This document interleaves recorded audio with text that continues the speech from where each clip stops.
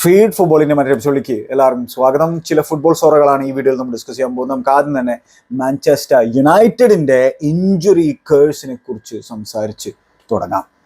എന്തൊരു നിർഭാഗ്യമാണ് മാഞ്ചസ്റ്റർ യുണൈറ്റഡിനെ സംബന്ധിച്ചിടത്തോളം. കഴിഞ്ഞ സീസണിൽ നമ്മൾ കണ്ടതാണ് ഇഷ്ടം പോലെ ഇഞ്ചുറീസ് യുണൈറ്റഡ് പ്ലേയേഴ്സിന് പറ്റിയിട്ടുണ്ടായിരുന്നത്. അതുമൂലം അവരുടെ സീസണെ തന്നെ അത് വലിയ രീതിയിൽ ബാധിച്ചിട്ടുണ്ടെന്നുള്ളതൊക്കെ നമുക്ക് അറിയുന്ന ഒരു സംഭവം തന്നെയാണ്. ഇപ്പോൾ ദാ പ്രീ സീസൺ ആയിട്ടുള്ളൂ, സീസൺ തുടങ്ങിയിട്ട് പോലുമില്ല, അതിന് മുമ്പേ തന്നെ ഇഞ്ചുറി പ്രശ്നങ്ങൾ ആരംഭിച്ചിരിക്കുകയാണ്. അതും പ്രധാനപ്പെട്ട താരങ്ങൾക്ക് ഇഞ്ചുറി പറ്റിയിരിക്കുകയാണ്. വല്ലാത്തൊരു കഷ്ടം തന്നെയാണ്. അതായത് ആർക്കൊക്കെയാണ്? ആഴ്സണലിനെതിരെയുള്ള പ്രീ സീസൺ മത്സരത്തിൽ ലെനിയോറോക്ക് ഇഞ്ചുറി പറ്റിയിരിക്കുകയാണ്. അതായത് മെറ്റാടാർസൽ ബോൺ ബ്രേക്ക് ചെയ്തിട്ടുണ്ടെന്നാണ് ഇപ്പോൾ മനസ്സിലാക്കാൻ കഴിഞ്ഞിട്ടുള്ളത്. ഡയഗ്നോസിസ് നടത്തിയിട്ടുള്ള സാഹചര്യത്തിൽ ഇതിനർത്ഥം എന്താണെന്ന് വെച്ചാൽ 3 മാസത്തോളം ചങ്ങായി പുറത്തിരിക്കേണ്ടി വരുന്നതാണ്. 3 മാസത്തോളം. വലിയ തുക കൊടുത്തുകൊണ്ടാണ് മാഞ്ചസ്റ്റർ യുണൈറ്റഡ് ഫ്രഞ്ച് ലീഗിൽ നിന്നും ഈ ചെങ്ങാനെ സൈൻ ചെയ്തിട്ടുണ്ടായിരുന്നത്. ലിൽ എന്ന് പറയുന്ന ക്ലബിൽ നിന്ന്. റയൽ മാഡ്രിഡ് ഒക്കെ ഈ പ്ലെയറിന്റെ പുറകിലുണ്ടായിരുന്നു, PSG പ്ലെയറിന്റെ പുറകിലുണ്ടായിരുന്നു. അങ്ങനെയാണ് യുണൈറ്റഡ് സ്വന്തമാക്കിയിട്ടുണ്ടായിരുന്നത്. മാത്രമല്ല മാഞ്ചസ്റ്റർ യുണൈറ്റഡിന്റെ ആരാധകരൊക്കെ വലിയ എക്സൈറ്റ്മെന്റിലായിരുന്നു ഈ ചെങ്ങായുടെ ഇനീഷ്യൽ പ്രകടനമൊക്കെ കണ്ടിട്ട്. അതായത് പ്രീ സീസണിലെ മിനിറ്റ്സുകൾ അദ്ദേഹത്തിന് കിട്ടുന്ന സാഹചര്യത്തിൽ അദ്ദേഹത്തിന് പ്രകടനം കണ്ടിട്ട് എക്സൈറ്റ്മെന്റും കാര്യങ്ങളൊക്കെ ഉണ്ടായിരുന്നു. പക്ഷെ എന്താണ് ഇപ്പോൾ പണിപാളിയിരിക്കുകയാണ്, ഇഞ്ചുറി പറ്റിയിരിക്കുകയാണ്. സീസണിന്റെ തുടക്കത്തിൽ ഈ ചെങ്ങായി ഉണ്ടായിരിക്കില്ല. അപ്പം അത് എന്താ പറയുക, നിർഭാഗ്യം തന്നെയല്ലേ. അതോടൊപ്പം തന്നെ Rasmus Hojlund, ചെങ്ങായിക്കും injury പറ്റിയിരിക്കുകയാണ്.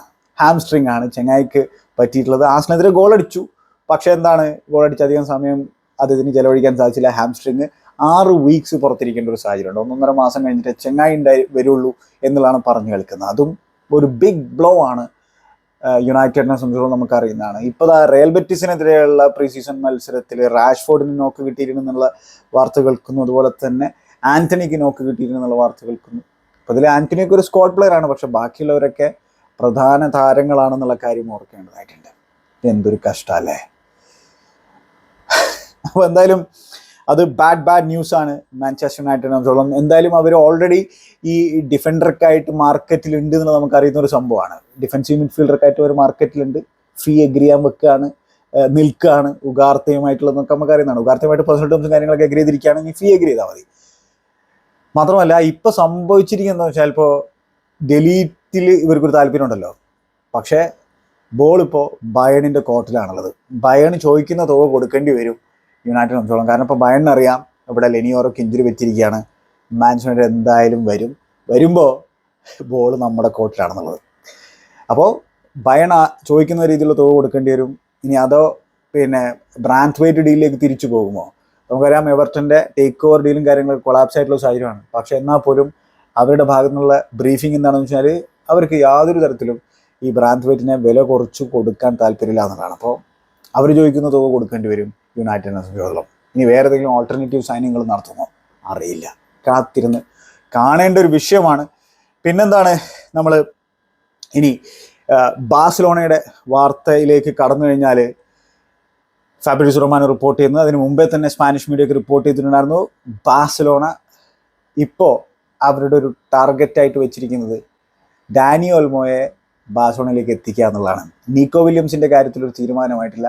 Athletic report ചെയ്തിട്ടുണ്ടായിരുന്നു എന്താണെന്ന് വെച്ചാൽ, നീക്കോ വില്യംസ് ഒരു സീസൺ കൂടി തൻ്റെ ക്ലബ്ബായിട്ടുള്ള ബോയ്ഹുഡ് ക്ലബ്ബായിട്ടുള്ള അത്ലറ്റിക് ബിൽബാവിൽ തുടരാൻ തീരുമാനിച്ചതായിട്ടുള്ള വിവരമാണ് അവർക്ക് ലഭിച്ചിട്ടുള്ളതാണ്. ഇനി ലാസ്റ്റ് മിനിറ്റ് എന്തെങ്കിലും ട്വിസ്റ്റോ ടേണോ സംഭവിച്ചാൽ മാത്രമാണ് അദ്ദേഹം ബാഴ്സലോണയിലേക്ക് പോകുള്ളൂ എന്നാണ് നിലവിലത്തെ സാഹചര്യമുള്ളത്. അപ്പോൾ തൻ്റെ ബോയ്ഹുഡ് ക്ലബ്ബിൽ അവർ യൂറോപ്പ ലീഗിൽ ക്വാളിഫിക്കേഷൻ നേടിയിരിക്കുന്ന ഒരു സാഹചര്യത്തിൽ സാൻ മാമേസ് എന്ന് പറയുന്ന അത്ലറ്റിക് ബിൽബാവയുടെ ഹോം ഗ്രൗണ്ടിൽ വെച്ചിട്ടാണ് ഫൈനൽ യൂറോപ്പ ലീഗിൻ്റെ ഇത്തവണത്തെ നടക്കാൻ പോകുന്നത്.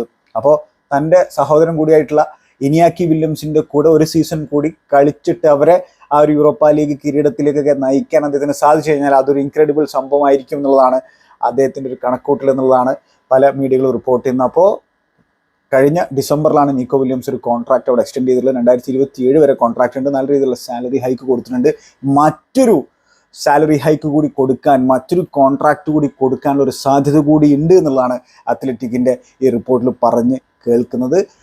അപ്പോൾ എന്തായാലും ബാഴ്സലോണയുടെ ഭാഗത്തു നിന്നുള്ള ചില ബ്രീഫിങ്, ബാഴ്സലോണയുടെ ട്രെയിന് എപ്പോഴും വരില്ല, ഇപ്പോൾ നിങ്ങളുടെ മുമ്പിലൂടെ പാസ് ചെയ്ത് കഴിഞ്ഞാൽ ഇനി തിരിച്ചു വരാൻ സാധ്യതയില്ല എന്നുള്ള രീതിയിലുള്ള കാര്യങ്ങളൊക്കെയാണ് നീക്കോ വില്യംസിന് ബ്രീഫ് ചെയ്ത് കൊടുക്കുന്നത്. പക്ഷേ എന്താണ്, നീക്കോ വില്യംസിൻ്റെ താല്പര്യം തൻ്റെ ബോയ്ഹുഡ് ക്ലബ്ബിൽ തന്നെ ഒരു സീസൺ കൂടി തുടരാനാണെങ്കിൽ ബാഴ്സലോണയെ സംബന്ധിച്ചോളം ഒന്നും ചെയ്യാനൊന്നുമില്ല. പക്ഷേ ഈ ഡെക്കോ എന്താണ് ചെയ്യുന്നതെന്നാണ് നമ്മൾ ചോദിച്ചുകൊണ്ടിരിക്കുന്നത്. ഡെക്കോ ഉൾപ്പെടുന്ന ഡീലുകളെല്ലാം ഒരുവിധം എല്ലാം പണി പാളുന്ന സിറ്റുവേഷനാണ് ഇപ്പോൾ നമ്മൾ കണ്ടുകൊണ്ടിരിക്കുന്നത്. പിന്നെ പ്രീ സീസൺ ടൂറിനായിട്ട് ബാഴ്സലോണ പോയപ്പോൾ ഈ ചങ്ങായി ഡെക്കോ സ്പെയിനിൽ തന്നെ തുടരായിരുന്നു ഈ നീക്കോ വില്യംസ് ഡീലിൽ കാര്യങ്ങൾ മുന്നോട്ട് നയിക്കാനായിട്ട്. പക്ഷേ ഒരു മുമ്പോട്ട് നയിക്കലും ചങ്ങായി ചെയ്തിട്ടില്ല. പല ഡീലുകളും കൊളാപ്സ് ആയിട്ടുണ്ട് ഇതിനു മുമ്പ്. അതേ ദിശയിലേക്ക് തന്നെയാണ് ഈ നീക്കോ വില്യംസ് ഡീലും പോകുന്നത് എന്ന് തന്നെയാണ് നമ്മൾ മനസ്സിലാക്കുന്നത്. പിന്നെന്താണ് ഈ അത്ലറ്റിക്കിൻ്റെ പ്രസിഡന്റ് ജോൺ ഉരിയാർത്തെ പറഞ്ഞെന്താണെന്ന് വെച്ചാൽ അത്ലറ്റിക്കിന് നീക്കോ വില്യംസിനെ പോലെയുള്ള പ്ലേയേഴ്സിനെ അവിടെ പിടിച്ചിർത്താൻ യാതൊരു പ്രശ്നവും ഇല്ല എന്നുള്ളതാണ്. അപ്പോൾ ഫൈനാൻഷ്യലി അവർക്ക് നീക്കോ വില്യംസിന് ആവശ്യമുള്ള രീതിയിലുള്ള പാക്കേജൊക്കെ കൊടുക്കാൻ സാധിക്കും എന്നുള്ള കാര്യം തന്നെയാണ് പറഞ്ഞു കേൾക്കുന്നത്. അപ്പോൾ എന്തായാലും ഇതാണ് നീക്കോ വില്യംസിൻ്റെ അപ്ഡേറ്റ്. അപ്പോൾ എന്താണ് ബാഴ്സലോണയുടെ പ്രയോറിറ്റി ഡാനി ഓൾമോയിലേക്ക് നീങ്ങിയിട്ടുള്ള ഒരു സാഹചര്യമാണ്. ഡാനി ഓൾമോയെ സൈൻ ചെയ്യാനായിട്ട് ബാഴ്സലോണ തീവ്രമായിട്ടുള്ള ശ്രമം നടത്തുന്നുണ്ട്. ലൈപ്സിഗിലാണ് ചങ്ങായി ഫുട്ബോൾ കളിച്ചുകൊണ്ടിരിക്കുന്നത്. ഒരു ലാമാസിയ പ്രൊഡക്റ്റാണ് ഡാനി ഓൾമോ. എന്നിട്ട് ലാമാസിയയിൽ നിന്നും ഡൈനാമോ സാഗ്രെബ് എന്ന് പറയുന്ന ക്രൊയേഷ്യൻ ക്ലബ്ബിലേക്കാണ് ചങ്ങായി പോയിട്ടുണ്ടായിരുന്നത്. പിന്നീട് അവിടെ നിന്ന് കുറേ അപ്പിയറൻസുകളൊക്കെ അവിടെ നടത്തിയതിനു ശേഷം 2020 റെഡ് ബുളിൻ്റെ ടീം ലൈപ്സിഗിലേക്ക് ചങ്ങായിനെ കൊണ്ടുവരുന്നത്. അവിടെ ഇപ്പോൾ 4 വർഷക്കാലം മികച്ച രീതിയിലുള്ള ഫുട്ബോളും കാര്യങ്ങളൊക്കെ കാഴ്ചവെച്ചിട്ടുണ്ട്. ലൈപ്സിഗിൻ്റെ ആ ഒരു പ്രസ്സിംഗ് ഫിലോസഫിക്കൊക്കെ അനുസരിച്ചിട്ടുള്ള കളി അദ്ദേഹത്തിൻ്റെ ഭാഗത്തുനിന്നുണ്ട്. ഇത്തിരി ഇഞ്ചുറി പ്രശ്നങ്ങളും കാര്യങ്ങളൊക്കെ അദ്ദേഹത്തിൻ്റെ കരിയറിൽ ഉണ്ടായിട്ടുണ്ട്. പക്ഷേ ഇപ്പോൾ സ്പെയിനിന് വേണ്ടിയിട്ട് ആ യൂറോയിൽ മികച്ച രീതിയിലുള്ള പ്രകടനം കാഴ്ചവെച്ചിട്ടുണ്ട്.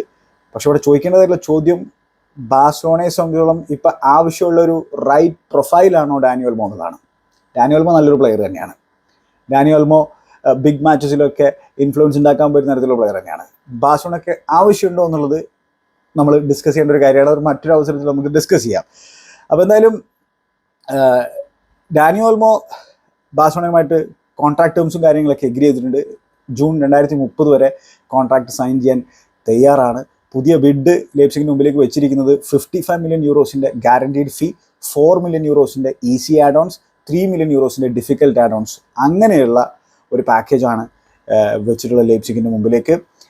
നേരത്തെ ഒരു റിലീസ് ക്ലോസും കാര്യങ്ങളൊക്കെ ഉണ്ടായിരുന്നു ഡാനി ഓൾമോയുടെ പാക്കേജിൽ. പക്ഷേ അത് എക്സ്പയർ ആയിട്ടുണ്ട്. അപ്പോൾ എന്താണ് ഈ ഡാനി ഓൾമോയും ലൈപ്സിഗും തമ്മിൽ നല്ല ബന്ധമായതുകൊണ്ട് ഏകദേശം ആ തുകയ്ക്കുള്ള ഡീലുമായിട്ട് ആരെങ്കിലും വന്നു കഴിഞ്ഞാൽ, ഓഫറുമായിട്ട് ആരെങ്കിലും വന്നു കഴിഞ്ഞാൽ അദ്ദേഹത്തെ വിൽക്കുമെന്നുള്ളത് തന്നെയാണ് പറഞ്ഞു കേൾക്കുന്നത്. അപ്പോൾ ഇത് ഡീൽ നടക്കാനുള്ള സാധ്യത വളരെ വളരെ കൂടുതലാണ്. ഇതും കൊളാപ്സ് ആകുമെന്നുള്ളത് കണ്ടറിയേണ്ട ഒരു കാര്യമാണ്. അപ്പോൾ ഇനി നമ്മൾ പലപ്പോഴായിട്ട് പറയുന്നതാണ് ബാഴ്സലോണയെ സംബന്ധിച്ചിടത്തോളം അവർക്ക് ആ ഒരു പിവോട്ടിലൊരു പ്ലെയറിനെ സൈൻ ചെയ്യേണ്ടതായിട്ടുണ്ട് എന്നുള്ളത്. അപ്പോൾ മെറീനോ ആസിലേക്ക് വേണം. മെറീനോയെ കൊണ്ടുവന്നിരുന്നെങ്കിൽ ബാഴ്സലോണയെ നല്ലൊരു സൈനിങ് ആകുമായിരുന്നു എന്നുള്ളത് നമ്മൾ മുമ്പ് പറഞ്ഞിട്ടുള്ള കാര്യമാണ്. പക്ഷെ നമ്മളിപ്പോൾ പ്രീ സീസൺ മത്സരങ്ങളൊക്കെ നോക്കുമ്പോൾ ഇപ്പോൾ കസാഡോ, 20-കാരനായിട്ടുള്ള കസാഡോ ലാമാസിയ പ്രൊഡക്റ്റാണ് മികച്ച രീതിയിലുള്ളൊരു ഇമ്പാക്റ്റ് ആ ഒരു മിഡ്ഫീൽഡിൽ ഉണ്ടാക്കുന്നതിൻ്റെ ഹാൻസി ഫ്ലിക്കിൻ്റെ കീഴിൽ. ഹാൻസി ഫ്ലിക്ക് ആണെങ്കിൽ ഒരു ഡബിൾ പിവോട്ടും കാര്യങ്ങളൊക്കെ കളിപ്പിക്കുന്ന തരത്തിലുള്ളൊരു മാനേജറാണ്. അപ്പോൾ കസാഡയും മാർക്ക് ബെർണാലും നല്ല രീതിയിലുള്ള ഇമ്പാക്റ്റ് ഉണ്ടാക്കിയിട്ടുണ്ട്. മാർക്ക് ബെർണാൽ 17-കാരനാണ്, ലാമാസിയ പ്രൊഡക്റ്റ് തന്നെയാണ്. അപ്പോൾ ഇവരുടെ പെർഫോമൻസും ഇവർക്ക് കൂടുതൽ മിനിറ്റ്സ് കൊടുക്കേണ്ടതായിട്ടുള്ളൊരു സംഭവം ഈ ഒരു സീസണിൽ പ്ലാൻ ചെയ്തിട്ടുണ്ടാകും ബാഴ്സലോണ എന്നാണ് ഞാൻ കരുതുന്നത്. സ്റ്റിൽ അവരെ സംബന്ധിച്ചിടത്തോളം ഒരു റൈറ്റ് പ്രൊഫൈലായിട്ട് ആ ഒരു മിഡ്ഫീൽഡിലേക്ക് കൂടി ഒരാളെ കൂടി കൊണ്ടുവന്നിരുന്നെങ്കിൽ, അതായത് ആ ഒരു പിവോട്ടിലേക്ക് ഒരാളെ കൂടി കൊണ്ടുവന്നിരുന്നെങ്കിൽ അതായിരുന്നതിനെ ബാഴ്സലോണ മികച്ചൊരു സംഭവം. അതുപോലെ തന്നെ ലെഫ്റ്റ് വിങ്ങർ അവരെ സംബന്ധിച്ചിടത്തോളം ആവശ്യമുള്ള ഒരു പ്രൊഫൈലാണെന്നുള്ളതാണ് എൻ്റെ ഒരു കാഴ്ചപ്പാട്. അതുകൊണ്ട് തന്നെയാണ് അവർ നീക്കോ വില്യംസിൻ്റെ പുറകിലുണ്ടായിരുന്നത്. അപ്പോൾ നീക്കോ വില്യംസിന് ഒരു ആൾട്ടർനേറ്റീവ് അല്ല Dani Olmo. Dani Olmo stand alone നല്ല പ്ലെയർ തന്നെയാണ്, നല്ലൊരു പ്ലെയറാണ്, അതാണ് പറഞ്ഞു വരുന്നത്. പക്ഷേ ബാഴ്സലോണയ്ക്ക് വേണ്ട പ്രൊഫൈലാണോ എന്നുള്ളതാണ് വീണ്ടും ഞാൻ ചോദിക്കുന്നത്. പിന്നെ വിക്ടർ മികച്ച രീതിയിലുള്ള ഒരു ഇമ്പാക്റ്റ് ഉണ്ടാക്കി. ഇപ്പോൾ ബാഴ്സലോണ പെർമനൻ്റ് ആയിട്ട് സൈൻ ചെയ്തിരിക്കുകയാണ്. പാബ്ലോ ടോറെ ലോണിൽ നിന്ന് തിരിച്ചു വന്നിട്ട് ഇപ്പോൾ ഒരു ഇമ്പാക്റ്റൊക്കെ പ്രീ സീസണിൽ ഉണ്ടാക്കുന്നുണ്ട്. പാബ്ലോ ടോറെയൊക്കെ ഒരു നല്ലൊരു ടാലൻ്റ് ആണെന്നുള്ള കാര്യത്തിൽ സംശയമൊന്നും വേണ്ട. പിന്നെ ബാഴ്സലോണ ലാമാസിയിലേക്ക് നമ്മൾ നോക്കുമ്പോൾ ഡാനി റോഡ്രിഗസ് എന്ന് പറയുന്ന ഒരു പ്ലെയർ ഉണ്ട്, നല്ല രീതിയിൽ ഡ്രിബിൾ ചെയ്യാൻ പറ്റുന്ന, പ്രസ് റെസിസ്റ്റൻ്റ് ആയിട്ടുള്ള ലെഫ്റ്റ് വിങ്ങിൽ കളിക്കാൻ പറ്റുന്ന തരത്തിലുള്ള ഒരു പ്ലെയറാണ്. പുള്ളിക്കാരനെ ഫ്ലിക്ക് യൂസ് ചെയ്യേണ്ട ഒരു സാഹചര്യം ഉണ്ടായിരിക്കും അഥവാ ഒരു ലെഫ്റ്റ് വിങ്ങറിനെ സൈൻ ചെയ്യുന്നില്ലെങ്കിൽ ഈ ഒരു വിൻഡോയിൽ. അപ്പോൾ അതാണ് ബാഴ്സലോണയുടെ അപ്ഡേറ്റ്സ്. ഇനി നമുക്ക് നേരെ ഹൂലിയൻ അൽവാരസിൻ്റെ വാർത്തയിലേക്ക് കടന്നു കഴിഞ്ഞാൽ, ഹൂലിയൻ അൽവാരസും പെപ് ഗാർഡിയോളയും തമ്മിൽ ഇത്തിരി ഡിസ്കഷൻസ് അല്ലെങ്കിൽ ഇത്തിരി വാക്കുകൾ മീഡിയ വഴി കൈമാറുന്നതാണ് ഇപ്പോൾ നമ്മൾ കണ്ടുകൊണ്ടിരിക്കുന്നത്. അതായത് ഹൂലിയൻ അൽവാരസിൻ്റെ ഫ്യൂച്ചറുമായി ബന്ധപ്പെട്ട് ഒരുപാട് ചർച്ചകൾ നടക്കുന്ന ഒരു സാഹചര്യമാണുള്ളത്. അപ്പോൾ അതിൽ പ്രധാനമായിട്ടും ചർച്ച അദ്ദേഹത്തിന് വേണ്ട രീതിയിലുള്ള മിനിറ്റ്സ് പിന്നെ അവിടെ കിട്ടുന്നുണ്ടോ എന്നുള്ളതാണ്. പക്ഷേ ജൂലിയൻ അൽവാരസ് തന്നെ പറയുന്നത് എന്താണെന്ന് വെച്ചാൽ തനിക്ക് ഇഷ്ടംപോലെ മിനിറ്റ്സും കാര്യങ്ങളൊക്കെ കഴിഞ്ഞ സീസണിൽ അവിടെ കിട്ടിയിട്ടുണ്ട്. പക്ഷേ ബിഗ് മത്സരങ്ങളിൽ തന്നെ മാറ്റി നിർത്തുന്ന ഒരു സാഹചര്യം ഉണ്ടായിരുന്നു. എന്തായാലും താൻ തൻ്റെ ഫ്യൂച്ചറിനെ കുറിച്ച് ചിന്തിക്കുന്നുണ്ട്, മാൻ സിറ്റിയിൽ ഹാപ്പി ആണെന്നുള്ള കാര്യമൊക്കെ അദ്ദേഹം കൂട്ടിച്ചേർക്കുന്നുണ്ടായിരുന്നു. അപ്പോൾ ഇതിന് മറുപടിയായിട്ട് പെപ് ഗാർഡിയോള മീഡിയയിലൂടെ പറഞ്ഞെന്താണെന്ന് വെച്ചാൽ പുള്ളിക്കാരൻ ചിന്തിക്കട്ടെ, ചിന്തിച്ച് കഴിയുമ്പോൾ ചിക്കെ പിന്നെ അൽവാരസിൻ്റെ ഏജൻറ്റ് വിവരം അറിയിക്കും, എന്താണ് തീരുമാനം എന്നുള്ള കാര്യം അറിയിക്കും. എനിക്ക് മനസ്സിലാക്കാൻ പറ്റും ഇമ്പോർട്ടൻറ്റ് മത്സരങ്ങളിൽ പിന്നെ അൽവാരസിന് കളിക്കാൻ താല്പര്യമുണ്ട് എന്നുള്ള കാര്യം. പക്ഷെ അതേപോലെ 18 or 19 താരങ്ങളെൻ്റെ സ്ക്വാഡിലുണ്ട്. പുള്ളിക്കാരൻ കുറേ മത്സരങ്ങൾ കളിച്ചിട്ടുണ്ട്. ഇനിയും പുള്ളിക്കാരൻ കളിക്കാൻ ആഗ്രഹമുണ്ടെങ്കിൽ അത് എനിക്ക് മനസ്സിലാക്കാൻ പറ്റുന്നൊരു കാര്യമാണെന്നുള്ളൊരു കാര്യം പെപ്പ് പറഞ്ഞിട്ടുണ്ട്. അപ്പം അതിന് മറുപടിയായിട്ട് അൽവാരസ് പറഞ്ഞെന്താണെന്ന് വെച്ചാൽ, ഞാൻ മോശമായിട്ടൊന്നും പറഞ്ഞിട്ടൊന്നുമില്ല, പിന്നെ ഞാൻ സിറ്റിയിൽ ഹാപ്പിയാണെന്നുള്ള കാര്യം തന്നെയാണ് പറഞ്ഞിട്ടുള്ളത്. പക്ഷേ സിറ്റുവേഷനിലൊരു ബാലൻസ് വേണം എന്നുള്ള കാര്യം കൂടി അദ്ദേഹം കൂട്ടിച്ചേർക്കുന്നുണ്ട്. അപ്പോൾ ഇതിനർത്ഥം എന്താണെന്ന് വെച്ചാൽ പുള്ളിക്കാരൻ മിനിറ്റ്സ് കിട്ടിയോന്ന് വെച്ചാൽ മിനിറ്റ്സ് കിട്ടിയിട്ടുണ്ട്. ഒരുപാട് മിനിറ്റ്സ് അദ്ദേഹത്തിന് കിട്ടിയിട്ടൊക്കെ ഉണ്ട് കഴിഞ്ഞ സീസണിൽ. പക്ഷേ എത്ര മിനിറ്റ്സുകളിൽ അല്ലെങ്കിൽ എത്ര മത്സരങ്ങൾ അദ്ദേഹത്തിൻ്റെ പ്രിഫേർഡ് പൊസിഷനിൽ കളിച്ചിട്ടുണ്ടെന്നുള്ളതാണ്. ഇപ്പോൾ കെവിൻ ഡെ ബ്രൂയിൻ്റെ ഒക്കെ ആബ്സെൻസിൽ അദ്ദേഹം ആ ഒരു സ്ട്രൈക്കറിൻ്റെ പുറകിൽ കളിക്കുന്ന സിറ്റുവേഷൻസ് ഒക്കെ നമ്മൾ കണ്ടിട്ടുണ്ടായിരുന്നു. പിന്നെ അവർ അറ്റാക്കിംഗ് മിഡ്ഫീൽഡറായിട്ട് അദ്ദേഹം കളിക്കുന്ന സാഹചര്യം ഉണ്ടായിരുന്നു.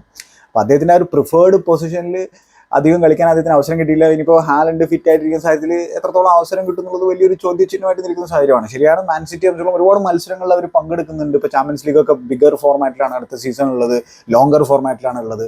അതുകൊണ്ടൊക്കെ തന്നെ കുറേ മത്സരങ്ങൾ ഉണ്ടായിരിക്കും. പക്ഷേ സ്റ്റിൽ അൽവാരസ് ഇപ്പോൾ ചിന്തിക്കുന്നുണ്ടാവുക ചിലപ്പോൾ മറ്റൊരു ക്ലബിലേക്ക് പോയി കഴിഞ്ഞാൽ അവിടെ ഒരു കൺസിസ്റ്റൻറ്റ് സ്റ്റാർട്ടർ ആകാനുള്ളൊരു സാധ്യതയുണ്ട്. വീക്ക് ഇൻ വീക്ക് ഔട്ട് ആ ടീമിൻ്റെ ലൈന് ലീഡ് ചെയ്യാനുള്ള ഒരു സാധ്യതയുണ്ട് എന്നുള്ളത് അദ്ദേഹം ചിന്തിച്ച് കഴിഞ്ഞാൽ അദ്ദേഹത്തെ കുറ്റപ്പെടുത്തേണ്ട കാര്യമൊന്നുമില്ല. കാരണം അർജന്റീന നാഷണൽ ടീമിലേക്ക് നമ്മൾ നോക്കിക്കഴിഞ്ഞാൽ അവിടെയും പിന്നെ അൽവാരസും ലോത്തോറോ മാർട്ടിനസും മിനിറ്റ്സ് ഷെയർ ചെയ്യുന്നുണ്ടെങ്കിൽ പോലും അവിടെ ഒരു പ്രധാന സ്ഥാനം അദ്ദേഹത്തിനുണ്ട്. അപ്പോൾ എന്തായാലും നല്ല തുക കിട്ടി കഴിഞ്ഞാൽ മാത്രമേ മാൻ സിറ്റി വെക്കുള്ളൂ, അത് വേറെ കാര്യം. 70 million euros മുകളിലൊരു തുകയൊക്കെ ആയിരിക്കും അവർ പ്രതീക്ഷിക്കുന്നുണ്ടാവുക. അത്ലറ്റിക്കോ മാഡ്രിഡുമായിട്ടൊക്കെ നേരത്തെ റൂമറൊക്കെ നമ്മൾ കേട്ടിട്ടുണ്ടായിരുന്നു. പക്ഷേ എന്താണ്, അത്ലറ്റിക്കോ മാഡ്രിഡൊന്നും അത്ര വലിയ തുകയൊന്നും കൊടുക്കാൻ ഒരു സാധ്യതയില്ല. മാത്രമല്ല അവരാണെങ്കിൽ ഇപ്പോൾ ഈ ഒരു ഡോബ്വിക് ഡീലിൽ പിന്നെ പണ്ടാരടങ്ങിയിട്ടുള്ള സാഹചര്യത്തിൽ, കാരണം റോമ പൊക്കിക്കൊണ്ടുപോയല്ലോ, അപ്പോൾ അവർ സോർലോത്തിലേക്ക് കോൺസെൻട്രേഷൻ മാറ്റിയിട്ടുള്ള ഒരു സാഹചര്യമാണ്. VRLൻ്റെ സ്ട്രൈക്കർ കഴിഞ്ഞ സീസണിൽ ഈ ഡോബ്വിക്കിന് തൊട്ട് പുറകിൽ ലാലിഗയിൽ ഗോളുകൾ അടിച്ചു കൂട്ടിയിട്ടുണ്ടായിരുന്ന ഒരു ചങ്ങായിയാണ്. ഒരു ഗോളിനെങ്ങാനുമാണ് പിച്ചിച്ചി പിന്നെ ട്രോഫി അദ്ദേഹത്തിന് നഷ്ടപ്പെട്ടു പോയിട്ടുണ്ടായിരുന്നു. അപ്പോൾ അത്രയും മികച്ച ഫോമിലൊക്കെ തന്നെയാണ് കഴിഞ്ഞ സീസണിൽ കളിച്ചത്. അപ്പോൾ സോർലോത്തിനെ സൈൻ ചെയ്യാനുള്ള പരിപാടിയുമായിട്ട് ഇപ്പോൾ അത്ലറ്റിക്കുമായിട്ട് മുമ്പോട്ട് പോകുന്നു. അപ്പോൾ അവർ അൽവാരസിനെ സൈൻ ചെയ്യാൻ സാധ്യതയില്ല. എന്തായാലും ഈ വിൻഡോ കഴിയുന്നതിന് മുമ്പ് ചില ട്വിസ്റ്റുകളും ടേണുകളൊക്കെ ഈ അൽവാരസ് ഡീലിൽ സംഭവിച്ചാൽ അതിൽ സർപ്രൈസ്ഡ് ആകേണ്ടെന്നുള്ളതാണ്. ചിലപ്പോൾ അവിടെ തുടരാനുള്ള സാധ്യതയുണ്ട്, അതാണ് കൂടുതലുള്ളത്. കാത്തിരുന്നാണ് എന്ത് സംഭവിക്കുക എന്നുള്ളത്. നിങ്ങളുടെ അഭിപ്രായങ്ങൾ എന്തായാലും കമൻറ്റ് ബോക്സിൽ രേഖപ്പെടുത്തുക. മറ്റൊരു അധ്യായത്തിൽ നമുക്ക് വീണ്ടും കാണാം. Good bye.